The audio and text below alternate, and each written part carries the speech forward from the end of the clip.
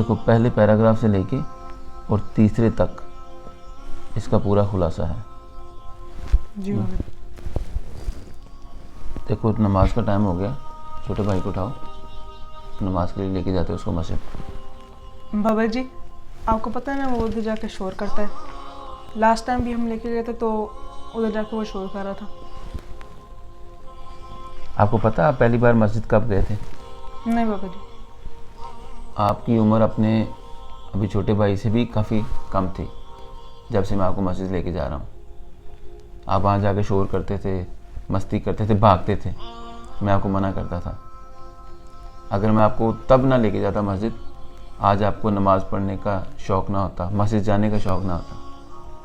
बच्चों की तरबियत इसी तरह की जाती है। बच्चे तो शोर करते हैं, मस्जिद जाएंगे तो सीखेंगे ना। हम उनको बताएंगे कि नमाज के वक्त शोर नहीं करते, नमाज पढ़ते हैं, मस्जिद के आदाब होते हैं।